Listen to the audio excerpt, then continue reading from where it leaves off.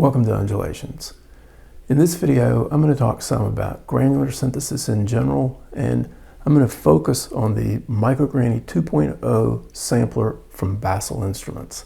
And up front, I want to say that I'm a big fan of Bastl Instruments. I have their Castle, their Dude, the Time, Soft Pop Synth, Bit Ranger, Synapsis, Illuminati, and their Cinnamon filter module.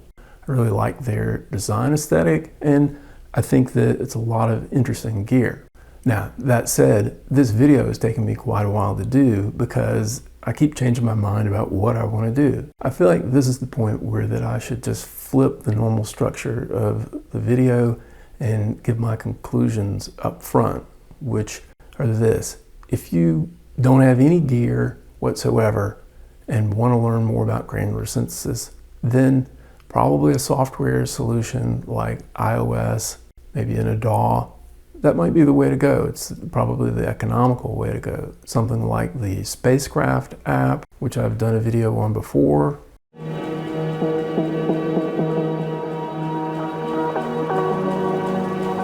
Or maybe the Tardigrade or Borderlands app, which I'm going to put a link in the description that is a hack attack video where he talks about the different qualities of those apps.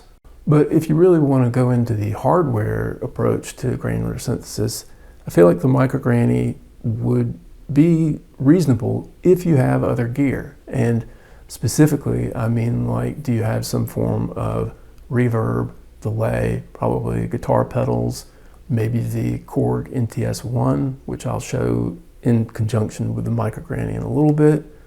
And to get really into the features of the MicroGranny, you also need some sort of MIDI control. And that's going to be something like an Arturia keystep or other MIDI controller that can do direct MIDI out.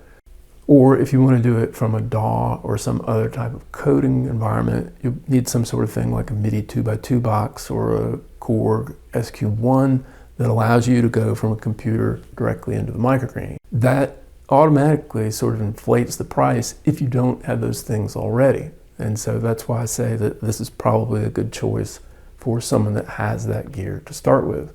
Now, say you want to do hardware granular synthesis, but you don't have the MIDI control or the effects. I feel like maybe there are some better alternatives to the MicroGranny. And so I'm going to discuss doing granular with the VOLCA sample from Korg and with the model samples from Electron. Now, I want to back up these conclusions. So to start with, let's just talk about granular synthesis.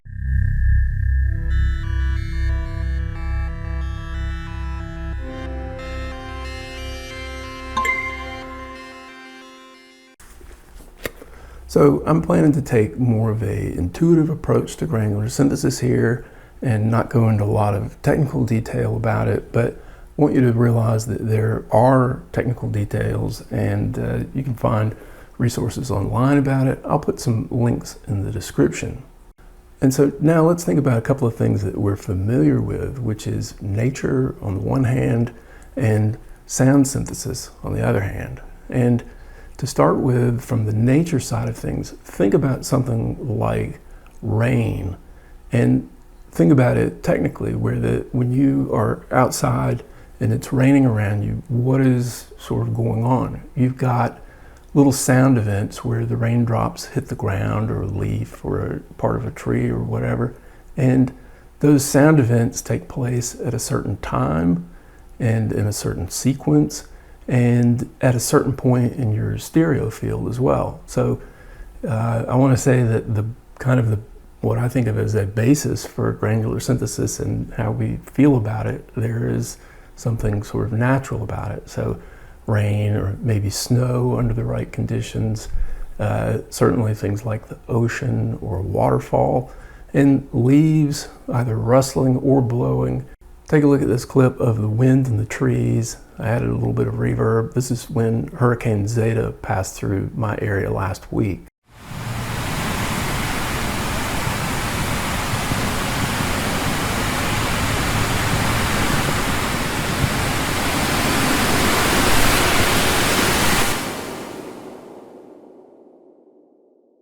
And so think of these natural soundscapes as being created by a bunch of smaller sounds that are on the order of tens to hundreds of milliseconds as a function of time in your space, and with also some attention to the environment, like is there a building nearby that's giving some types of acoustic reflection or that sort of thing.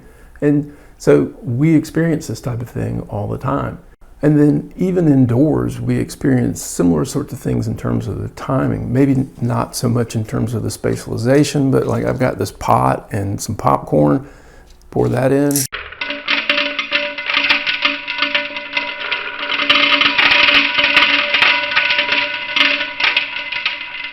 So with grains, with coffee, that sort of thing, we hear these sort of sound particles. And so that's kind of the aspect of granular synthesis that I want you to think of as sort of a flow of sound in space and in time.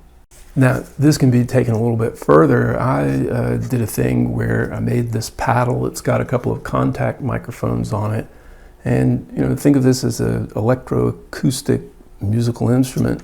I added some adzuki beans, some chia seeds, and then processed that through reverb and delay on the Korg NTS-1, and it turned out to be kind of cool. Take a look.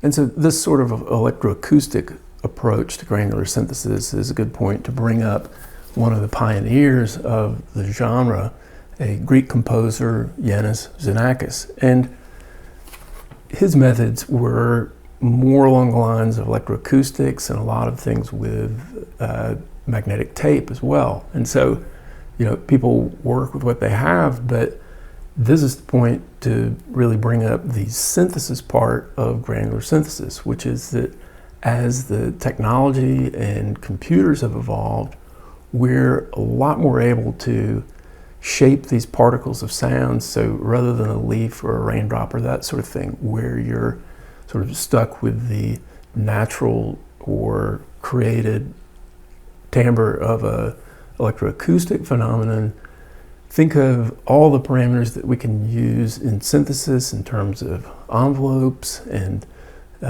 filtering and that sort of thing to make a short pulse of sound.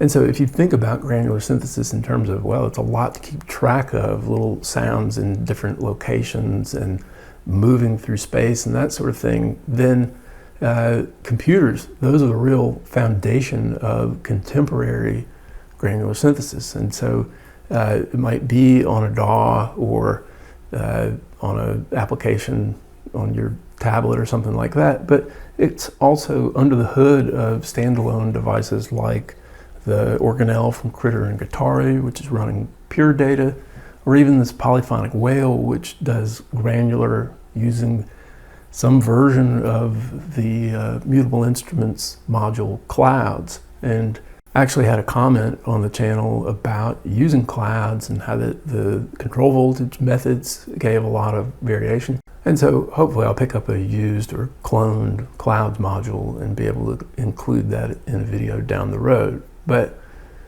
this brings us to the MicroGranny, and based on what I've said, it's really the ideal time to bring up what I view as the shortcomings of this device.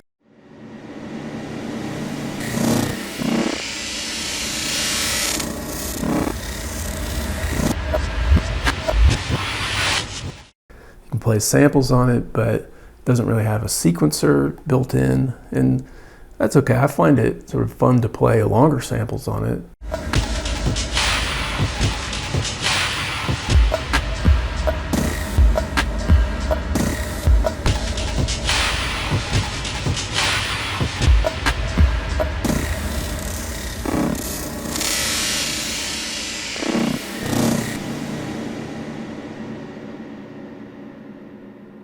But it can also play quite short sounds. So that's sort of the granular aspect of it, that you can have samples and play short snippets of them. And there are even some dynamics where you can change that snippet as a function of time.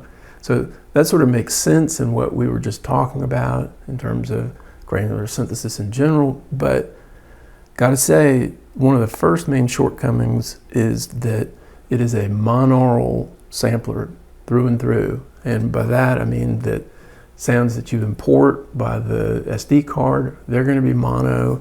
Sounds that you record either on the microphone or in the line-in jack, those are going to be monaural also. And so that means if you want to have the stereo field type stuff that I was talking about, then you're going to need to either use a mixer or do it in post-processing in a DAW or something like that to be able to put things where you want them. Now, the other big shortcoming that I see is that it is a monophonic sampler. And so that means just one thing at a time could be playing. And so while it does have granular features, I feel like being monophonic limits it quite a bit. And this is all the more reason why I feel like other external effects down the audio chain, like reverb and delay, are important to fill things in. Anyway, let's go hook it up, take a look at it, see what it can do. And I've also made some special samples in Audacity to sort of help us understand what the MicroGranny is actually doing. Okay, so here's the MicroGranny 2.0. Let's take a look at the back first. There's audio output, audio input for recording. There's the 5-pin MIDI input. And I should also say that on the sides, there are some connectors that allow MIDI through and also some power connectivity with other Bastl Instruments.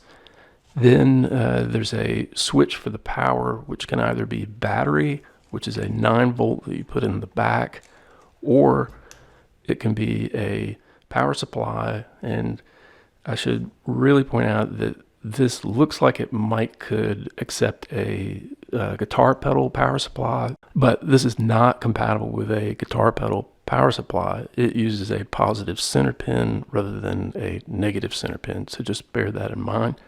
The SD card goes in there.